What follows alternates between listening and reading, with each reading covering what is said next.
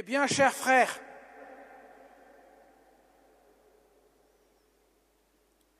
écoutez-moi tous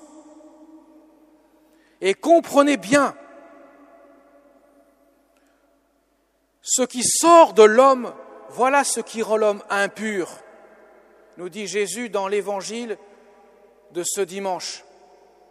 Mes chers amis, il faut prendre conscience de ces choses que Jésus nous dit, qui ne sont pas seulement adressées aux pharisiens et aux scribes, mais à chacun d'entre nous. À l'époque, les pharisiens et les scribes, qui font partie de l'élite de ce peuple, avaient une fâcheuse manie de mépriser le peuple, parce qu'ils ne connaissent rien et que eux ils savent. Et bien sûr, ils mettaient en apparence des actes qui semblaient être conformes à ce que réclame la loi. Mais comme Jésus définit très bien ce que sont ces messieurs, il les appelle les hypocrites, et il va même les comparer à des tombeaux blanchis, qui sont blanchis à la chaux extérieurement, donc nickel, mais à l'intérieur plein d'ossements et d'impuretés, dira Jésus. Autrement dit, ils disent, mais ils ne font pas. Jésus dira d'ailleurs à la foule, faites ce qu'ils disent, mais ne faites surtout pas ce qu'ils font. Le comportement en complet désaccord avec les paroles, avec même ce que l'on croit, dans une certaine mesure.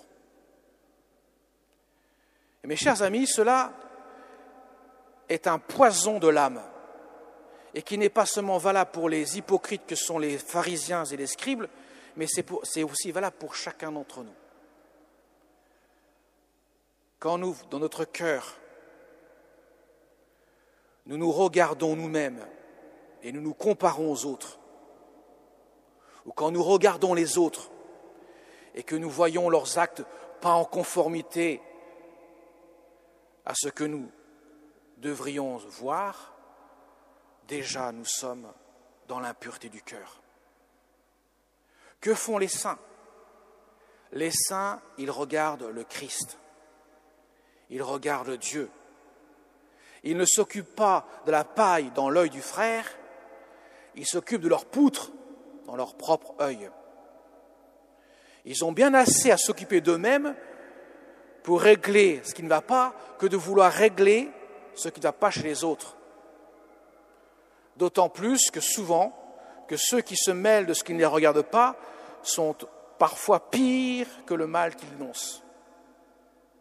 Autrement dit, mes chers amis, quand nous allons dire à quelqu'un quelque chose qui n'est pas bien dans son comportement, il vaut mieux que nous soyons nickel. Sinon, on ferme sa bouche, on ne dit rien.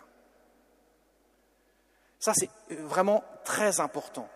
Parce que le poison qui empêche la sainteté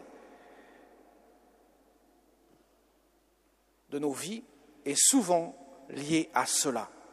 Le péché de la langue pendue qui parle trop, qui est le reflet de ce que le cœur pense. Il n'est pas rivé, fixé sur le Christ, et il s'occupe de ce qui ne le regarde pas en tant que tel. Voilà pourquoi Jésus sera très dur avec les pharisiens, qui sont pourtant assez proches sur la doctrine. Ils connaissent bien les Écritures, mais ils ne leur reprochent pas leur connaissance. Même les docteurs de la loi diront « Tu parles bien, fais ce que tu dis ». Mais ils leur reprochent leur cœur malade, de l'orgueil, de la cupidité, de la méchanceté qui habite ce fond du cœur. Parce qu'ils n'ont pas converti leur cœur. Il faut convertir son intelligence, mais aussi son cœur, pour que notre volonté ajustée à notre intelligence, nos deux facultés spirituelles, puissent permettre ainsi à Dieu de faire sa demeure en nous.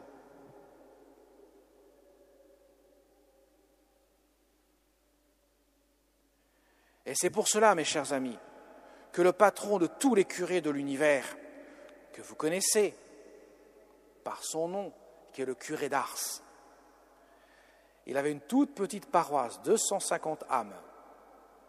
Mais tout le monde venait le voir, parce qu'il faisait du bruit dans le confessionnal. Il pardonnait les âmes, il les conduisait à Dieu. Et même les plus grands venaient le voir.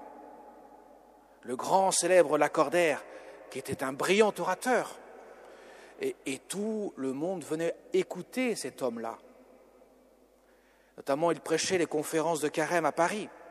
Et il remplissait tellement la cathédrale de Paris qui est très grande, vous en conviendrez. Même l'abbatiale de Saint-Mexan, à côté, fait pâle figure. Eh bien, elle était tellement pleine que des gens montaient sur les confessionnaux pour entendre le père Lacordaire. Mais un jour, il entend parler de ce petit curé de campagne qui ne paye pas de mine, qui n'est pas très instruit,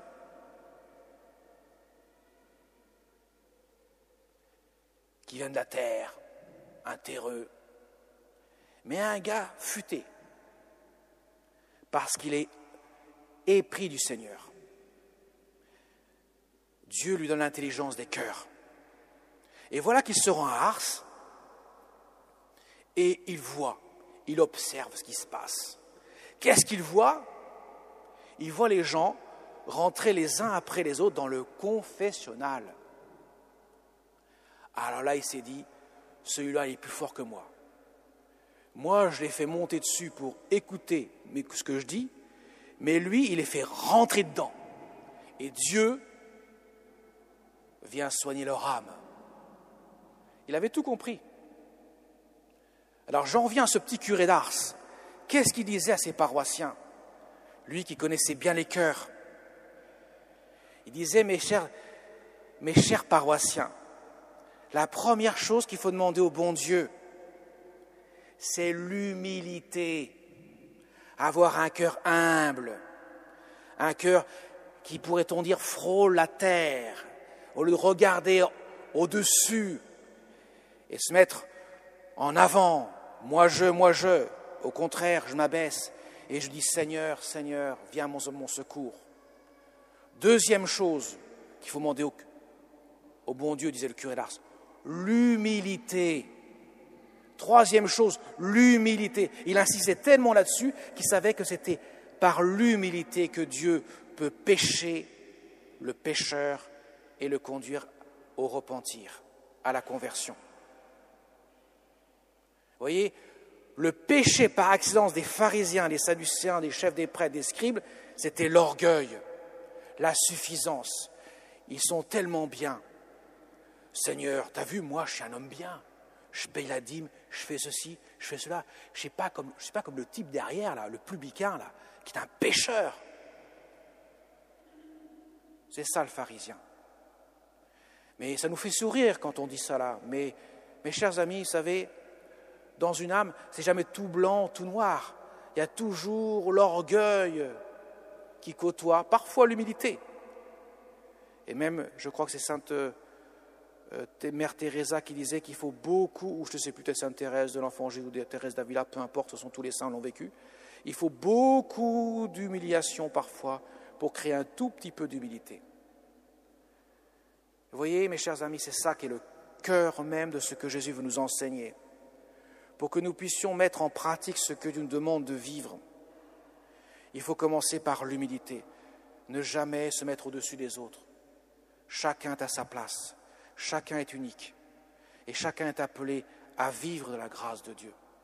Commençons par travailler notre jardin de notre cœur avant de vouloir aller labourer, bêcher le jardin à côté.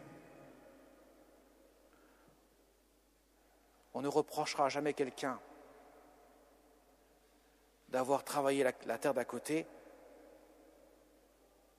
s'il n'a pas d'abord commencé par travailler sa terre à lui.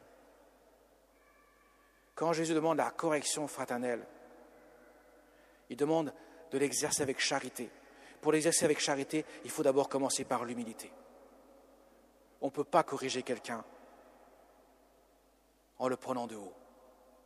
On ne peut pas dire à quelqu'un ce que tu fais est mal si je ne commence pas par m'abaisser, à devenir humble.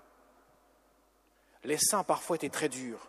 Certains, par exemple au Padre Pio, quand il voyait quelqu'un qui n'était pas en phase pour se confesser, parfois il pouvait être brutal, le renvoyer. Mais il savait ce qu'il faisait.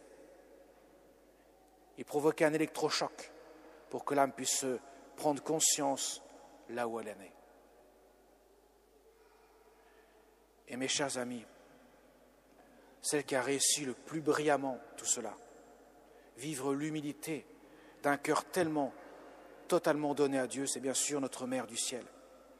Nous pouvons lui demander son intercession. Elle est celle qui conduit les âmes à Dieu, celle qui est le moyen privilégié que Dieu a choisi. Comme le disait le Père de Montfort, le plus court chemin et le plus sûr chemin pour aller à Dieu, c'est de passer par le cœur immaculé de Marie. Comme elle avait dit très justement à la petite Lucie, le 13 juin 1917, je vous en ai parlé souvent, mais peu importe, j'avais un excellent professeur, l'un des meilleurs que j'ai eu au séminaire, me disait « La pédagogie, c'est l'art de la répétition ». Et il me disait, ce que je vous ai dit plusieurs fois, c'est qu'effectivement, la Sainte Vierge Marie a dit à la petite Lucie « Mon cœur immaculé sera ton refuge et ton soutien que te conduira jusqu'à Dieu. » Alors, réfugions-nous sous son cœur, déposons tous nos fardeaux, tout ce qui nous gêne, tout ce qui nous pèse, et elle le transformera en rose d'amour. Béni de la grâce de Dieu. Amen.